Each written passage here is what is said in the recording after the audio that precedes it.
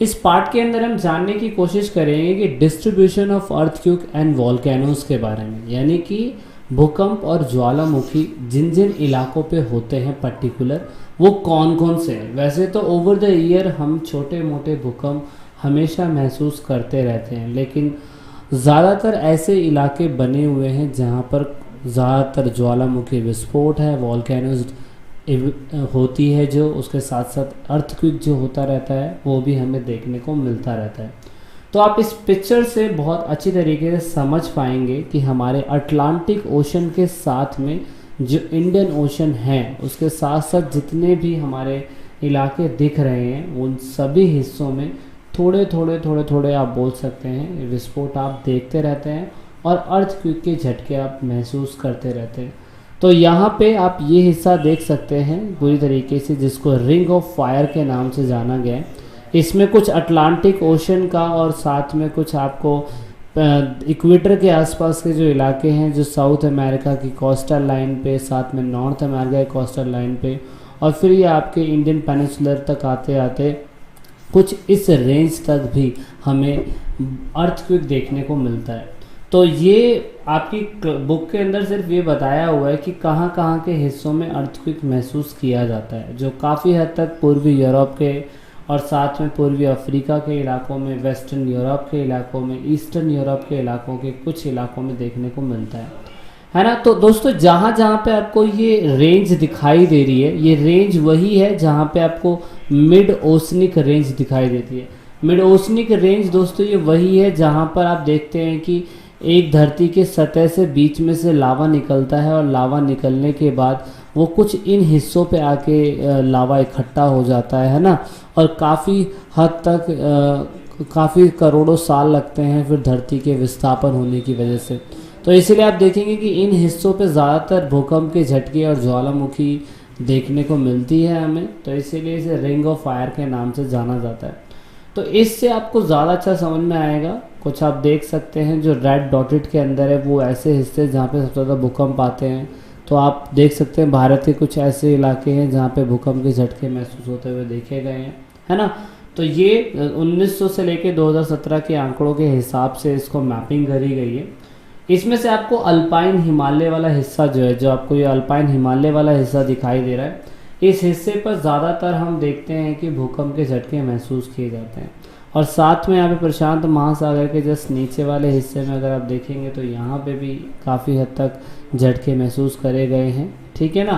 तो इसी वजह से इस हिस्से को आप रिंग ऑफ फायर के नाम से जानते हैं, ठीक है ना। ये हिस्सा रिंग ऑफ फायर के नाम से जाना जाता है। अब साथ में हम बात करेंगे सी फ्लोरिंग स्प्रेडिंग के बारे में। मतलब अगर कहीं ना कहीं जो कन्वेंशनल करंट थ्योरी बताई गई थी उसमें बताया गया था कि अपर मेंटल के हिस्से में कुछ पार्ट गर्म होता है, और गर्म होने के बाद, समुद्र के अंदर की बात मैं बता रहा हूँ, गर्म होने के बाद क्या होता है कि लावा जो होता है सतह पर इकट्ठा हो जाता है। जब ये सतह पर इकट्ठा होने लग जाता है तो कुछ पहाड़ जैसे ड्रिफ्ट वैलीज सी बन जाती है, और इसी को आप मिड ओशनिक रेंज बोलते हैं, जिससे आप पूरी तरीके से डाइवर्जन बाउंड्रीज बोलते हैं, जिसकी वजह से बाउंड्रीज फिर अलग होती रहती है। और अलग होने की वजह से क्या कहते हैं, आप देखते हैं कि सी का जो फ्लोर है, यानी कि जो सागर का हिस्सा, समुद्री सागर का जो हिस्सा है वो अलग होने लगता है।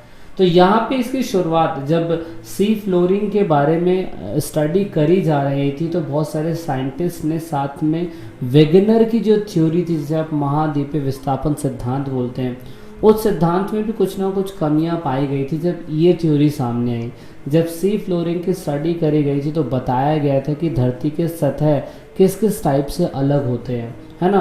तो इसमें बताने की कोशिश सिर्फ और सिर्फ यही करी गई थी। हैरी मोहम्मद जो भी 1961 के अंदर ये प्रपोज दिया गया था, जिनका नाम आप देख सकते हैं, हैरी हेज बोलते हैं इन्हें। अगर नहीं पढ़ पा रहा तो मैं माफ़ी चाहूँगा, लेकिन इन्होंने ही सबसे पहले ये थ्योरी दी थी। इस थ्योरी के अंदर इन्होंने बताने की कोशिश करी थी कि जो continental continuously evaporation of oceanic crack land हो रहा है, उसमें मतलब कंटिन्यूसली जो धरती के अंदर इवेपोरेशन हो रहा है, जो लावा जो है बाहर निकल रहा है, लिथोस्फीयर के हिस्सों पर जो टकरा के गिर रहा है, उसकी वजह से जो क्रस्ट है, जो धरती की क्रस्ट है, उसमें दूरियां होते हुए दिखाई दे रही है। और इसी को ही क्या बोला गया है, sea floor spreading. Sea floor spreading के नाम से ये जाना गया है।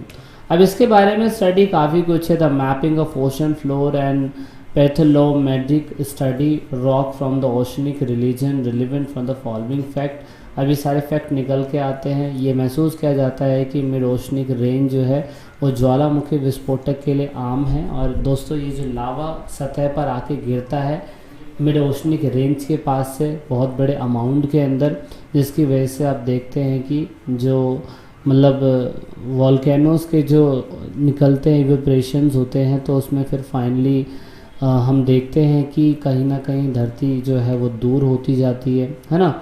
अब इसमें सबसे अच्छी बात यह है कि जो ओशनिक करंट जो रॉक्स हमें देखने को मिलती है वो कॉन्टिनेंट रॉक्स की तुलना में बहुत ज़्यादा नहीं है। क्योंकि अगर धरती मान लीजिए कि ये हमारा साउथ अमेरिका का हिस्सा है और ये हमारा अफ्रीका का हिस्सा है, अगर ये साउथ अमेरिका का हिस्सा और ये अफ्रीका का हिस्सा है और ये 2200 करोड़ साल इससे दूर जाने में लगे थे, जिसका हमने प्रूफ भी देख लिया था, लेकिन कहीं ना कहीं जो ये आपको पानी दिखाई दे रहा है, इस पानी के अंदर भी कहीं ना कहीं जो इवेपोरेशन होता रहता है, मतलब जो लावा निकलता था धरती के अंदर से, तो ये बाद में ठंडा भी हो जाता है ना। तो ये जो लावा है ये इसके कंपैरिजन में बहुत नया है, ये इसमें बताया गया है। ठीक है, सिंपल और सरल शब्दों में बताया गया है कि जो ओशनिक क्रस्ट है वो कम से कम 200 मिलियन ईयर्स अगो ओल्ड हुई थी, जो ये दूरियां हुई थी, लेकिन उसके कंपैरिजन में ये चीज़ जो आपको दिखाई दे रही है ये बिल्कुल नई है। तो the sediments on the floor are unexpectedly very thin, और जो ये लेयर्स जो सेडिमेंटल रॉक जो ज़मीन के अंदर से निकल रही है ओशन के अंदर, वो काफ़ी पतली है और इसकी वजह से क्या कहते हैं ये बहुत ज़्यादा गहराई के अंदर हमें देखने को मिलती है, जो हमें पता भी नहीं चलता है। ठीक है ना, तो इस वीडियो के अंदर इतना ही था। फाइनली हम वीडियो के फाइनल पार्ट में मिलेंगे, इसमें हम प्लेट टेक्टोनिक के बारे में समझने की कोशिश करेंगे।